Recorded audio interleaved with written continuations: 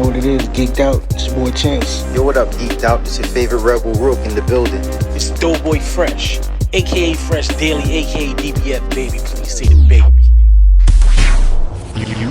You are now tuned in to Geeked Out. Same pod. Same squad. Yee. What's going on, everybody? You already know what it is, your boy Chance. This is the Geeked Out podcast. Now look, spooky season is almost over. But before we wrap this up, I got you covered with some last minute horror movie recommendations, past and present. Even though you should be watching our YouTube channel, which is Geeked Out Podcast, or on Instagram, Geeked Out TV, you'll know that Rook has been telling you what you should be watching. But then again, like I said, some of you guys are new to this audio podcast space, so maybe you haven't had a chance to go on over there. So for that reason, I got you with some last minute recommendations, like I said. Whether you want slashers, supernatural, psychological, I got you. So let's start off with the classics. The ones that built the whole horror empire. And if you want to know where the horror started, then I think it's maybe, was it the last podcast or 2 podcasts ago? I told you where this whole horror stuff began and why October is spooky season. So go check that out. But here we go. First recommendation, Halloween, the one that set it all off, 1978. John Carpenter's masterpiece. It's still unmatched. The music alone gives you goosebumps. Trust me, I did it today.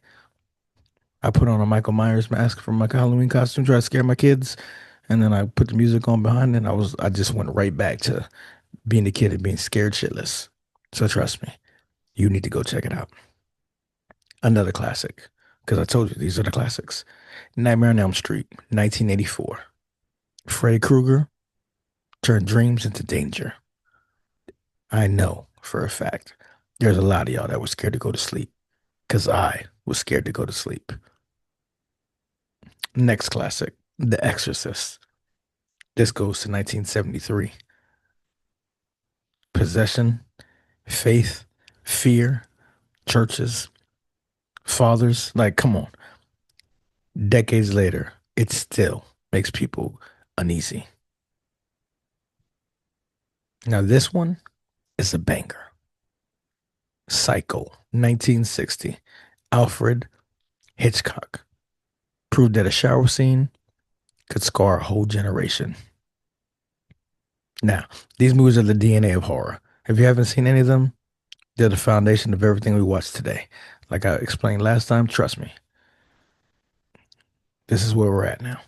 But before I get to the present day, let me give you some 90s to 2000s. And again, you should be listening to these episodes, because if you do, then you should know that DB be preparing us. So we be doing watchbacks and telling y'all what y'all should be watching. We've done, I think, the 80s, the 90s, the 2000s. So we've been covering these. But again, like I said, just in case you ain't been paying attention, I got you. We're going to start off with Scream, 1996. Wes Craven's reinvented the genre by making the character know they were in a horror movie. We know this. We've all seen Scream. Even I've seen Scream. The Blair Witch Project, 1999. It was a low-budget, handheld camera, pure panic. The footage era right here was born. The Ring, 2002. The creepy VHS tapes, cursed imagery, and the unforgettable girl crawling out of the TV. That shit was wild. Another franchise that's killing it, 28 Days Later. Zombies, intense realism, and the haunting deserted London intro. Now, even though I'm recommending it because this is basically off Rook and everybody else on the panel's recommendations, I'm not going to lie, I've never seen these. But the way they talk about it, it's a must watch. Now listen, that period reminded us horror didn't need monsters. Sometimes it was just being in the moment that terrified you. But Leo, this is it right here, though. Now, we're going to get into the present. The new wave of horror, where it's smart, it's creative, and it's psychological. I'm going to give you the ones that I think are scary and still give you that fear, but you have to keep watching, like the good movies that I used to grow up on. Because if I'm being honest, one of the reasons why I stopped watching horror movies is because they just didn't hit the way they used to. And they didn't scare me. They didn't make me feel away. But these, you would think I was getting paid to promote these. But these right here, Get Out, 2017. Jordan Peele turned social commentary into one of the most original horrors ever. So check that out. Hereditary, 2018. Disturbing, emotional, horrifying on a level that I guarantee is going to stick with you.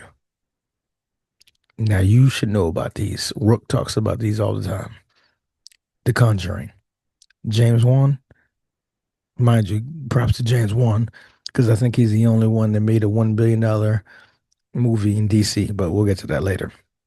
Maybe another day. But anyway, James Wan, he revived the haunted house horror with style and heart. It Follows, 2014. It was a slow dread and perfect tension. Every frame in that movie felt cursed. Talk to Me, 2003. Fresh, modern, and one of the best new horror debuts in years. And lastly, my recommendation for the present, Smile, 2022. It was eerie, again, psychological, and built entirely to unease you. Now, these films, they didn't just scare you, they challenge you. They make you think about fear in a brand new way. Now, I'm not going to just leave you on these because not everybody likes horror. Again, you know some people, maybe even your partner, doesn't get down with the whole horror shit. They can't do all that. It don't work for them. So I'm going to give you a couple of recommendations of stuff that feels still like it's spooky season, but it ain't going to make you feel like the other ones did. This is nice family stuff right here. First one, Hocus Pocus, 1993. The definition of Halloween nostalgia. The Nightmare Before Christmas, our favorite, 1993. It's the perfect bridge between Halloween and Christmas. Still don't know, is it a Halloween movie or is it a Christmas movie? Next, Trick or Treat, 2007. This captures everything we love about spooky season.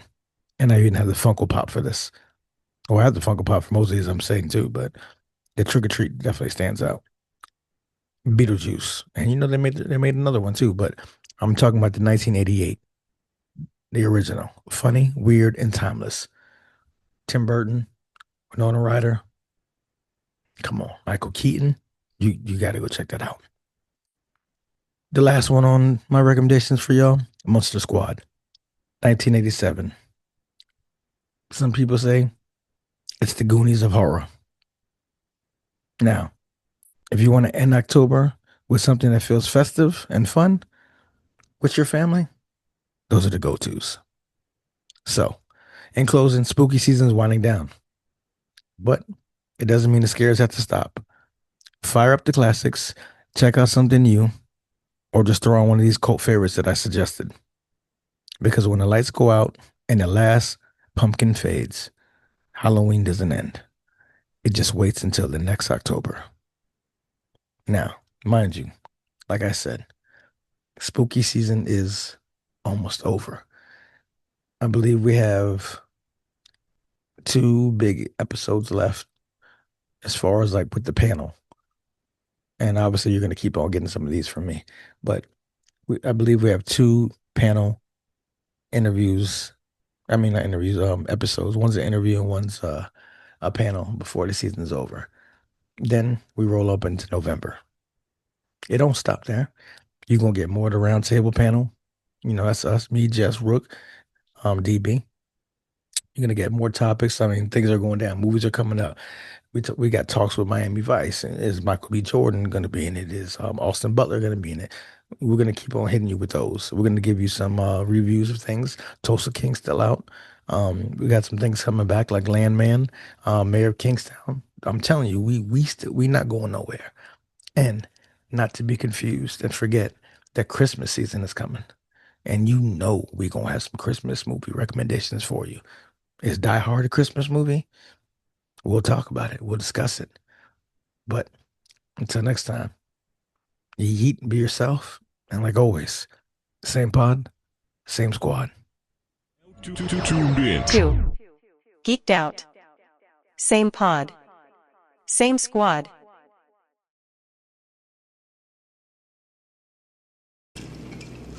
They're only noodles, Michael.